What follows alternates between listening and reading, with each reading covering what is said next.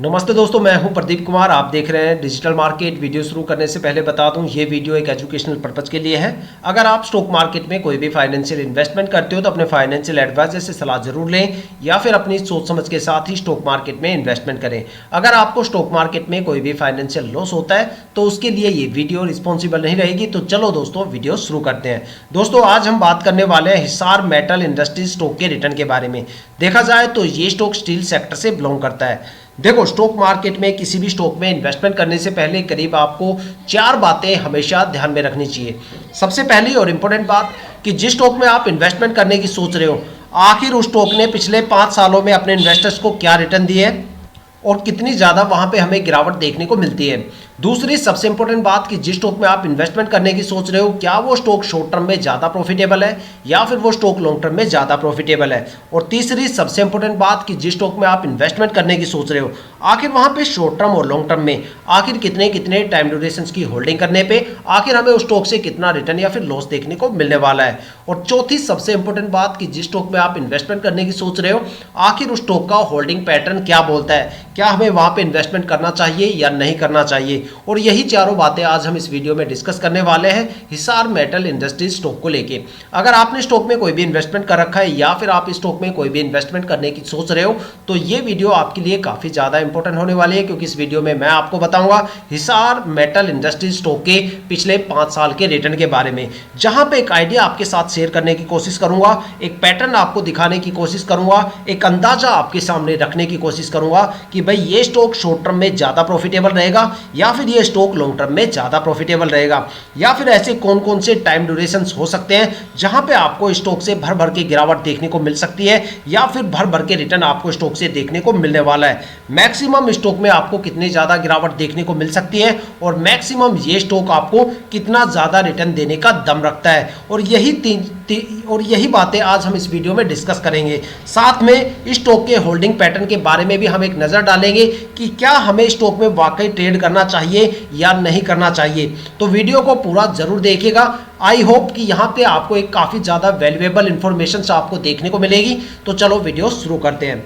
दोस्तों, अगर बात करें हिसार मेटल स्टॉक के पिछले 5 साल के रिटर्न के बारे में तो देखते हैं स्टॉक ने शॉर्ट टर्म में अलग अलग टाइम ड्यूरेशन की होल्डिंग करने पे आखिर अपने इन्वेस्टर्स को कितना टाइम ड्यूरेशन पे क्या क्या रिटर्न या फिर यहाँ पे गिरावट देखने को मिली है।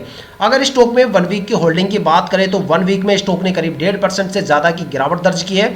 और अगर स्टॉक में 1 मंथ की होल्डिंग की बात करें तो 1 महीने में स्टॉक ने करीब 12.25% से ज़्यादा का रिटर्न गेन किया है। और अगर स्टॉक में 3 महीने की होल्डिंग की बात करें तो 3 महीने में स्टॉक ने करीब 10.5% से ज़्यादा का रिटर्न दिया है। और अगर स्टॉक में 6 महीने की होल्डिंग की बात करें तो 6 महीने में स्टॉक ने करीब 3.25% से ज़्यादा का रिटर्न दिया है। और अगर स्टॉक में 9 महीने की होल्डिंग की बात करें तो 9 महीने में स्टॉक ने करीब 9.5% से ज़्यादा का रिटर्न दिया है। अब बात करने वाले हैं स्टॉक के लॉन्ग टर्म को लेके। देखते हैं लॉन्ग टर्म में अलग अलग टाइम ड्यूरेशन की होल्डिंग करने पे आखिर हमें स्टॉक से कितना रिटर्न या फिर लॉस देखने को मिलता है। अगर लॉन्ग टर्म में स्टॉक में 1 ईयर की होल्डिंग की बात करें तो 1 साल में स्टॉक ने करीब 11.25% का रिटर्न दर्ज किया है। और अगर स्टॉक में 2 साल की होल्डिंग की बात करें तो 2 साल में स्टॉक से 47% से ज़्यादा का रिटर्न देखने को मिलता है। अगर आप स्टॉक में 3 साल की होल्डिंग की बात करें तो 3 साल में स्टॉक में करीब 68% से ज़्यादा का रिटर्न हमें देखने को मिलता है। और अगर स्टॉक में 4 साल की होल्डिंग की बात करें तो 4 साल में स्टॉक ने अपने इन्वेस्टर्स का पैसा करीब डबल से ज़्यादा करके दिया है, 111% के करीब एक अच्छा खासा रिटर्न दिया है। और अगर स्टॉक में 5 साल की होल्डिंग की बात करें तो 5 साल में स्टॉक ने अपने इन्वेस्टर्स का पैसा करीब 2.25 गुना से ज़्यादा करके दिया है, 242% का रिटर्न यहाँ पे हमें देखने को मिलता है। अगर एक कंक्लूजन निकाल के देखा जाए तो ये स्टॉक शॉर्ट टर्म में भी काफ़ी ज़्यादा प्रॉफिटेबल है। और अगर लॉन्ग टर्म के बारे में देखा जाए तो लॉन्ग टर्म में भी ये स्टॉक काफ़ी ज़्यादा प्रॉफिटेबल है। अगर शॉर्ट टर्म के सबसे बेस्ट टाइम ड्यूरेशन की बात करें तो वो यहाँ पे 1 मंथ का टाइम ड्यूरेशन रहा है, जहाँ पे आप स्टॉक ने 1 महीने में मात्र 12.25% से ज़्यादा का रिटर्न दिया है। और अगर स्टॉक में लॉन्ग टर्म को लेके बात की जाए तो लॉन्ग टर्म में तो मैं आपको यही सुजेस्ट करूंगा कि भाई स्टॉक में आप जितने लंबे टाइम ड्यूरेशन के लिए होल्ड करोगे उतना अच्छा खासा रिटर्न आपको स्टॉक से देखने को मिलेगा, बल्कि भर भर के रिटर्न आपको स्टॉक से देखने को मिलने वाला है। अगर लॉन्ग टर्म के सबसे बेस्ट टाइम ड्यूरेशन की बात करें तो वो यहाँ पे 5 साल का टाइम ड्यूरेशन है, जहाँ पे स्टॉक ने अपने इन्वेस्टर्स का पैसा करीब 2.25 गुना से ज्यादा करके दिया है। देखा जाए तो 242% का रिटर्न स्टॉक ने 5 साल में दिया है। यहाँ पे अगर देखा जाए तो आप स्टॉक से किसी भी टाइम ड्यूरेशन में एंट्री ले सकते हो, लेकिन एग्जिट करते टाइम मैं आपको यही सजेस्ट करूंगा कि चाहे वो शॉर्ट टर्म हो या लॉन्ग टर्म हो, आप इस स्टॉक में जितने लंबे टाइम ड्यूरेशन के बाद एग्जिट करोगे उतना भर भर के रिटर्न आपको स्टॉक से देखने को मिलने वाला है। लेकिन एक चीज स्टॉक में जो मुझे सबसे ज्यादा देखने को मिली, सबसे पॉजिटिव पॉइंट जो मुझे देखने को मिला, वो ये है कि अगर देखा जाए तो इंडियन स्टॉक मार्केट में पिछले 7-8 महीनों से काफी गिरावट का माहौल बना हुआ है। अगस्त और सितंबर में 2 सबसे बड़े क्रैश भी आए। अक्टूबर के अंदर जो काफी ज्यादा स्टॉक्स के अंदर वहां पे अपर सर्किट लग गए थे, लेकिन क्वार्टरली रिजल्ट को लेके वहां पे ट्रेडिंग विंडो क्लोज हो गई, जिसके चलते एफआईआई ने काफी बड़े लेवल पे इंडियन स्टॉक मार्केट में बिकवाली की। और उसका नतीजा यह है कि अभी तक इंडियन स्टॉक मार्केट में काफी बड़े लेवल पे यहां पे गिरावट का माहौल चल रहा है। काफी स्टॉक ऐसे हैं जो गिरावट के शिकार हो चुके हैं, काफी स्टॉक ऐसे हैं जहां पे प्रमोटर ही अपनी होल्डिंग बेच के निकल चुके,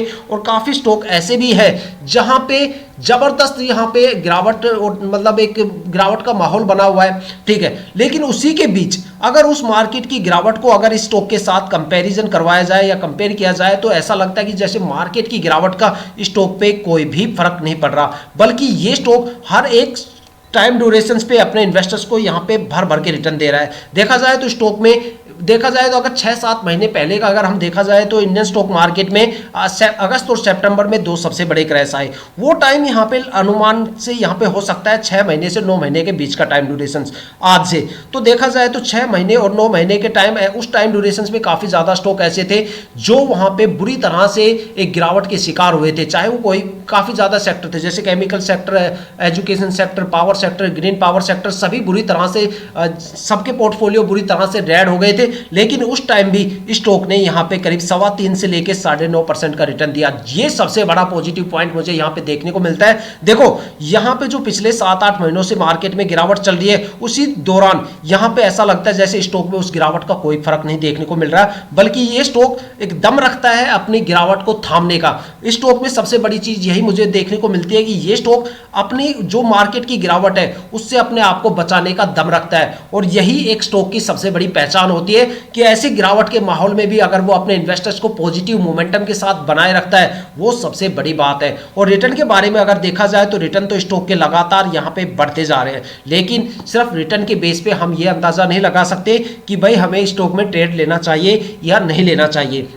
इसके लिए ये डिसीजन लेने से पहले हमें उस स्टॉक के होल्डिंग पैटर्न को जरूर समझना चाहिए, क्योंकि होल्डिंग पैटर्न और उस स्टॉक के 5 साल के रिटर्न, ये दोनों चीज अगर हम समझ जाएंगे तब हम एक परफेक्ट डिसीजन ले सकते हैं कि भाई स्टॉक में हमें ट्रेड लेना चाहिए या नहीं लेना चाहिए। लेकिन कुछ लोग जो होल्डिंग पैटर्न को सिर्फ एक आंकड़े समझते हैं, मैं आपको बता देता हूं कि आज आपका वो आइडिया बिल्कुल बदलने वाला है, क्योंकि यहां पे मैं होल्डिंग पैटर्न के बारे में कुछ ऐसी चीजें बताने वाला हूं जो आपने ना तो कभी सुनी होगी और ना ही आपने कभी एनालिसिस की होगी। वो चीज मैं आपको यहां पे बताने वाला हूं। अभी तक आपके लिए ये आंकड़े थे, लेकिन इसके बाद आप इसे आंकड़ों की नज़र से बिल्कुल भी नहीं देखोगे। तो देखो, होल्डिंग पैटर्न को देखने से पहले मैं आपको वही कुछ चीज़ें आपको समझाता हूँ। अगर आप किसी भी स्टॉक में ट्रेड करते हो या कोई भी स्टॉक में इन्वेस्टमेंट करते हो, तो वहाँ पे प्रमोटर की होल्डिंग कम से कम 50% तो जरूर होनी चाहिए। अगर किसी स्टॉक के अंदर प्रमोटर की होल्डिंग 50% से कम हो जाती है तो वहाँ पे स्ट्रेस लेवल बढ़ जाता है और स्टॉक के रिटर्न गिर जाते हैं।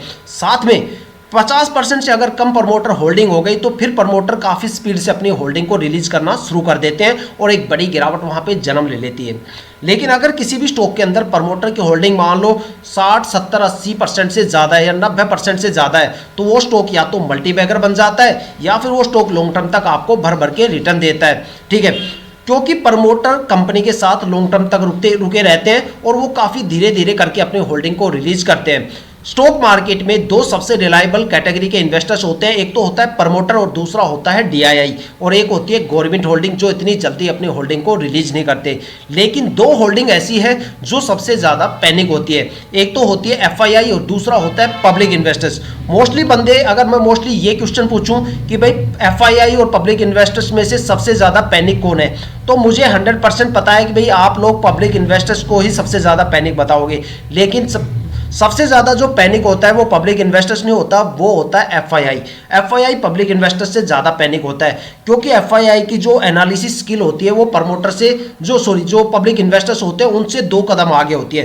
देखो, पब्लिक इन्वेस्टर्स सिर्फ डोमेस्टिक इन्वेस्टर्स होते हैं, लेकिन एफआईआई का मतलब होता है फॉरेन इन्वेस्टर्स, वो इन्वेस्टर्स जो फॉरेन और ग्लोबल मार्केट में भी इन्वेस्टमेंट करते हैं। जब उनको पता चलता है कि भाई ग्लोबल मार्केट में गिरावट होने वाली है या फिर वहां पे गिरावट का माहौल शुरू हो गया, तो वो यहाँ पे सबसे पहले बिकवाली करना शुरू कर देते हैं। जब वो बिकवाली करके निकल जाएंगे, फिर पब्लिक इन्वेस्टर्स को समझ में आएगा कि भाई अब यहाँ पे गिरावट शुरू होने वाली है, क्योंकि एफआईआई तो यहाँ से निकल चुकी। ठीक है, इसलिए एफआईआई हमेशा पब्लिक इन्वेस्टर्स से 2 कदम आगे चलती है।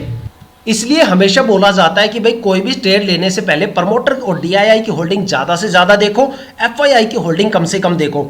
और दूसरा सबसे इंपॉर्टेंट चीज़ देखो, एफआईआई जो इंडियन स्टॉक मार्केट में 11:30 से लेकर 1:30 बजे का टाइम सबसे ज़्यादा खास होता है, क्योंकि उस टाइम हमें सबसे ज़्यादा एफआईआई की एक्टिविटी देखने को मिलती है।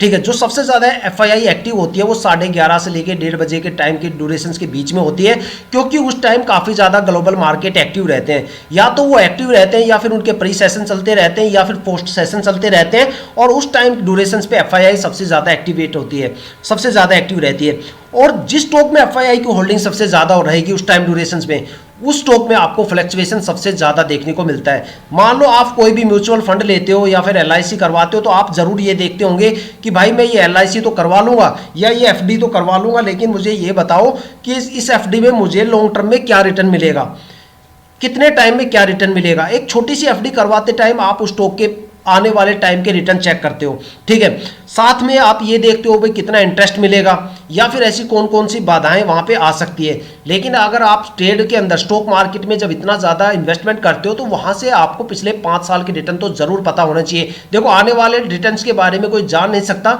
लेकिन पुराने रिटर्न्स से हमें एक अंदाजा जरूर मिल सकता है कि भाई ये स्टॉक लगभग इतना रिटर्न दे सकता है, और होल्डिंग पैटर्न से समझ में आ जाता है कि स्टॉक में ट्रेड करना चाहिए या नहीं करना चाहिए। तो प्रमोटर की होल्डिंग ज़्यादा से ज़्यादा देखो, एफआईआई की होल्डिंग हमेशा कम से कम देखो। एक जबरदस्त रिटर्न आप स्टॉक मार्केट से लेके जाओगे और एक जबरदस्त डिसीजन पावर आप बना पाओगे। तो दोस्तों, अगर बात करें स्टॉक के होल्डिंग पैटर्न के बारे में, तो देखते हैं होल्डिंग पैटर्न के पिटारे में क्या निकल के आता है। अगर यहाँ पे प्रमोटर की होल्डिंग देखी जाए तो यहाँ पे 61.21% है, और अगर पिछले साल देखा जाए तो 21.02% है। मतलब यहाँ पे गिरावट हुई है। जो प्रमोटर है उन्होंने अपनी होल्डिंग को थोड़ा सा बढ़ाया है। देखो, पिछले साल यहाँ पे 61.02% थी और इस साल थोड़ी सी बढ़ गई, तो इसका मतलब प्रमोटर भी अपनी होल्डिंग को धीरे धीरे बढ़ा रहे हैं। ठीक है, वो सोच रहे हैं कि जब प्रमोटर अपनी होल्डिंग को बनाए रखता है या मेंटेन करके रखता है और या वो बढ़ाने की कोशिश करता है, तो समझ लो वो स्टॉक लॉन्ग टर्म तक चलने वाला है। ठीक है, क्योंकि प्रमोटर सोच रहे हैं कि भाई इस स्टॉक को और आगे तक लेके जाया जाए।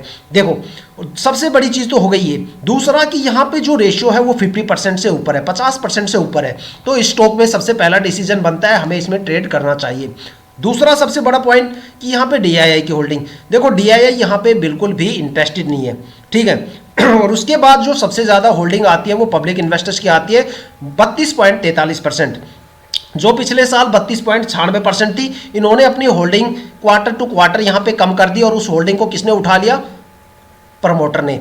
ठीक है, अब यहाँ पे जो सबसे नेगेटिव पॉइंट है वो ये है एफआईआई का। देखो, एक चीज़ मैं आपसे पूछता हूँ, अगर आपने स्टॉक मार्केट की कोई भी एनालिसिस कर रखी है, तो आप मुझे एक चीज़ बताना कि भाई जब भी प्रमोटर की होल्डिंग में हलचल होती है तो एफआईआई अपनी होल्डिंग क्यों बढ़ा देती है? इस चीज़ का जवाब आप मुझे कमेंट करके बताना। जब प्रमोटर अपनी होल्डिंग को बढ़ाता है या प्रमोटर अपनी होल्डिंग को गिराता है, तो हमेशा एफआईआई अपनी होल्डिंग क्यों बढ़ाता है? इस चीज़ का जवाब आप मुझे कमेंट करके बताना।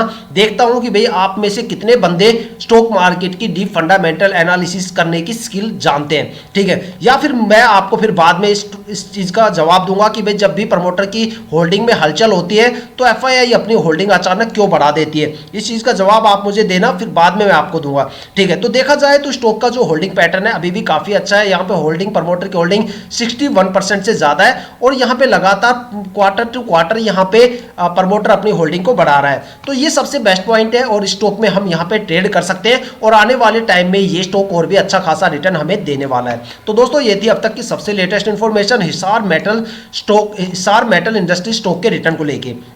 अगर आपके माइंड में कोई भी ऐसा स्टॉक है जिसमें आप इन्वेस्टमेंट करने की सोच रहे हो या फिर आपने उस स्टॉक में इन्वेस्टमेंट कर दिया और आपको उसके रिटर्न के बारे में बिल्कुल नहीं पता, तो आप हमें कमेंट करके अपने स्टॉक का नाम बताइए। हम आने वाली वीडियो में आपके स्टॉक को जरूर कवर करेंगे। अगर आप इस वीडियो या चैनल पर बिल्कुल नए हो तो चैनल को सब्सक्राइब जरूर कीजिएगा, ताकि हम जितने भी डीपली एनालिसिस करके आप लोगों के लिए वीडियो लेके आते हैं उसकी नोटिफिकेशन आप तक सबसे पहले पहुंचे, ताकि आप स्टॉक मार्केट के हर पहलू से रूबरू रहे, अपने आप को अपडेट और अपग्रेड करते रहे। इसी के साथ ये वीडियो समाप्त करते हैं, मिलते हैं नेक्स्ट वीडियो के साथ।